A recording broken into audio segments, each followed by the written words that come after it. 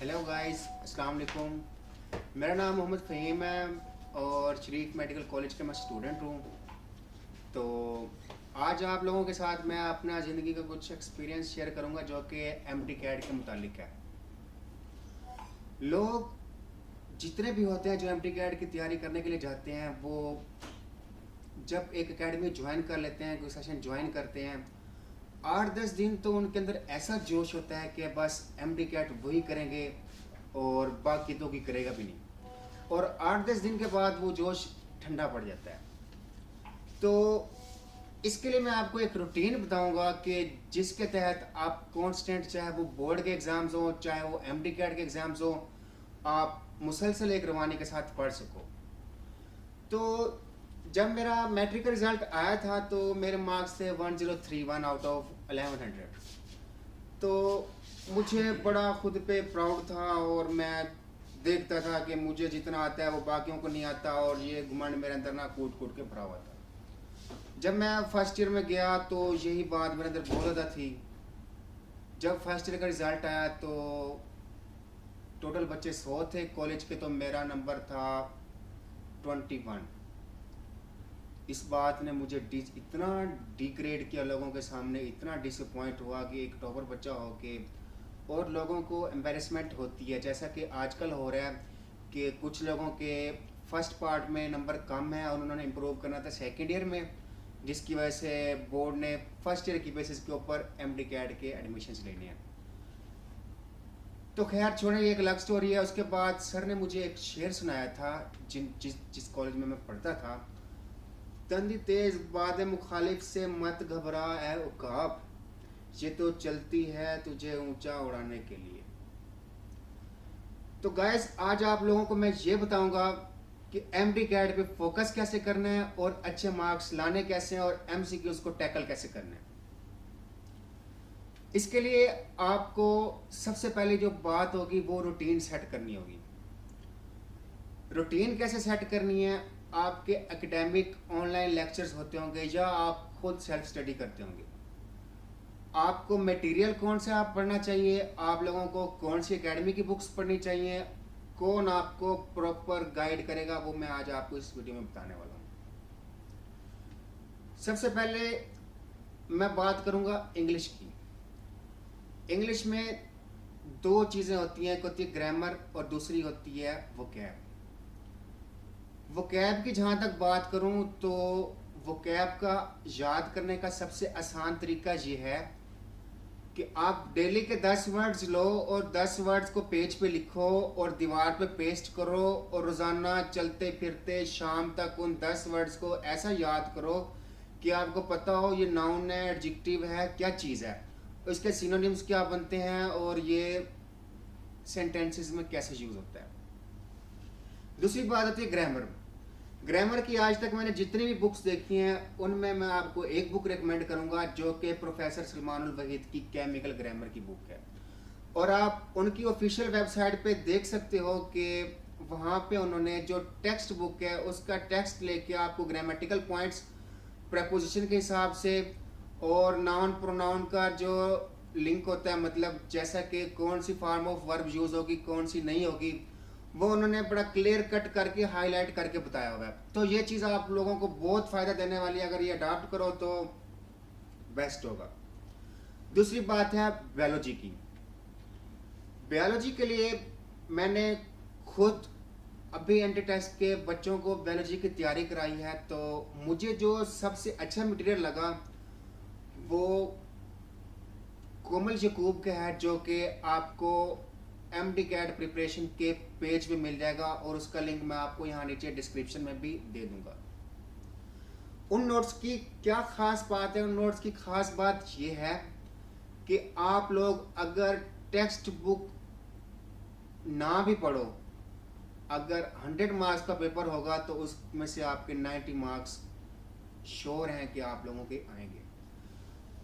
उसमें उन्होंने short listing इस तरह की हुई है कि कोई इम्पोर्टेंट लाइन बुक की नहीं छोड़ी और उसके ऊपर बड़ी क्लियर कट करके साफ सुथरी करके लिखी है।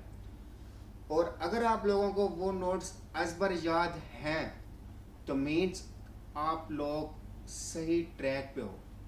दूसरी बात ये, टेक्स्ट बुक की रीडिंग बायोलॉजी में सबसे इम्पोर्टेंट चीज़ है। जो उन लोगों में, जो उस नोट्स में जो कमी है वो ये है कि डायग्राम्स के जो नीचे लाइंस लिखी होती हैं बाज़ दफ़ा वो बहुत ज़्यादा आ जाती होती हैं और हमसे वो बहुत ज़्यादा स्किप हो जाती हैं। डायग्राम्स की जो नीचे लाइंस होती हैं रेड कलर की, ब्लू कलर की लिखी हुई, वो आप लोग लाजमी पढ़ोगे अच्छे नंबर लेने के लिए।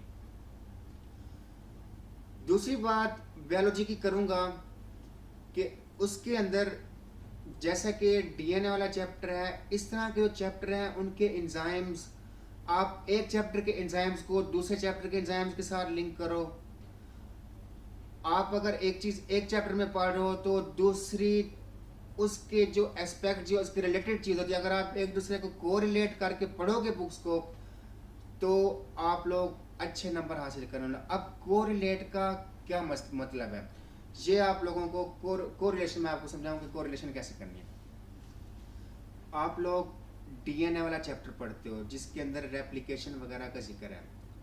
आप लोग उसको अगर जो बुक में डिसऑर्डर्स दिए हुए हैं, जैसे कि दूसरे चैप्टर में जो हीमोग्लोबिन का डिसऑर्डर दिया हुआ है जैसे कि सिकल सेल एनीमिया, आप इसको इसके साथ रिलेट करके नहीं पढ़ोगे तो आप लोगों को कभी भी याद नहीं रहने वाली, इतनी अच्छा खासा कॉन्सेप्ट नहीं बनेगा।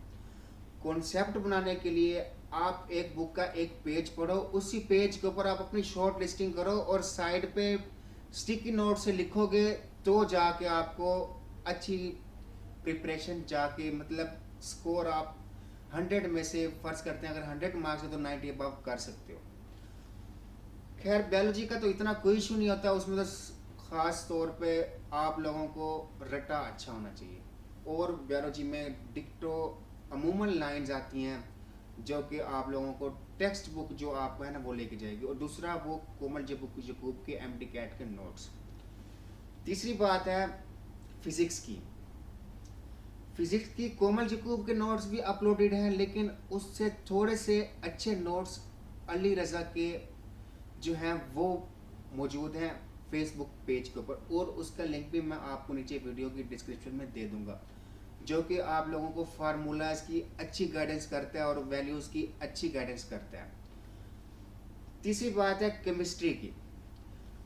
केमिस्ट्री एक बहुत टेक्निकल सब्जेक्ट है, इसमें आप देखोगे कि ऑर्गेनिक केमिस्ट्री में रिएक्शंस भूलते हैं बहुत ज़्यादा, और जब तक आप रिएक्शंस अच्छी तरह नहीं करोगे, क्योंकि मेन चंक होता है और जो ज़्यादा नंबर कटने का चांस होता है वो ऑर्गेनिक केमिस्ट्री सेकेंड की केमिस्ट्री होती है, या फिर ऑर्डर ऑफ रिएक्शन वाला चैप्टर है जो कि फर्स्ट ईयर में है। आप लोग अगर ऑर्गेनिक केमिस्ट्री और ऑर्डर ऑफ रिएक्शन वाला चैप्टर और ये अच्छा तैयार कर लेते हो, अगर आप इनकी शॉर्ट लिस्टिंग अच्छी कर लेते हो, जवाब ही पैदा नहीं होता कि आपके एमसीक्यू स्किप हों। और जो बाकी चैप्टर्स हैं वो आलमोस्ट रट्टे हैं, उसमें कोई खास पढ़ने वाली समझने वाली चीज़ नहीं है।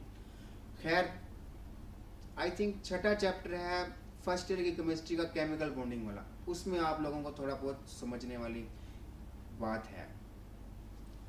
अब आप लोग फोकस कैसे करोगे कि मैं कैसे करूं और क्या करूं और क्यों करूं। आप लोग रेस्टोरेंट में जाते होंगे, अच्छा खाना खाते होंगे, अच्छा पहनते होंगे, अच्छा कुछ लोगों को शो ऑफ कराते होंगे, लेकिन ये सब चीज़ें क्या होती हैं, बिलो द नेक होती हैं। लेकिन मैं आप लोगों को कहूँगा कि आप खुद को फीड करो अबव द नेक, ठीक। और इसके लिए आप मोटिवेशनल वीडियोस देखो। मोटिवेशनल वीडियोस लोग पूछते हैं कि मैं किन की देखूं। आई विल प्रेफर यू कि आप वीडियोस देखो सोनू शर्मा की, जो कि बेस्ट मोटिवेशनल स्पीकर है अकॉर्डिंग टू मी, और वो आप लोगों को इतना अच्छा गाइड करते हैं कि जवाज़ी अगर आप रोज़ाना उनकी एक वीडियो देखो और फिर बुक पढ़ो, वो आप लोगों को बताते हैं कि कंपनी मैटर करती है, दोस्तों की कंपनी कैसे मैटर करती है। एक अच्छे पढ़ने वाले स्टूडेंट के साथ आप लिंक्ड हैं, वो उसके कॉन्सेप्ट्स अच्छे हैं, इट डजेंट मैटर कि आप लोगों के 900 नंबर हैं, तब भी आपके पास होप है कि आप एमडी कैट पास कर जाओ। और ऐसी बहुत सारे एग्जाम्पल्स हैं जिनके लोगों के 910 920 नंबर होते हैं। तो मैं आप लोगों को अपना बताऊं, मेरे 1000+ मार्क्स थे मैट्रिक में और 1000+ मार्क्स थे एफएससी में, लेकिन मैं एक अच्छा स्कोर गेन नहीं कर पाया, और जिसकी वजह से मुझे आज Shri medical and dental college में प्राइवेट एडमिशन लेना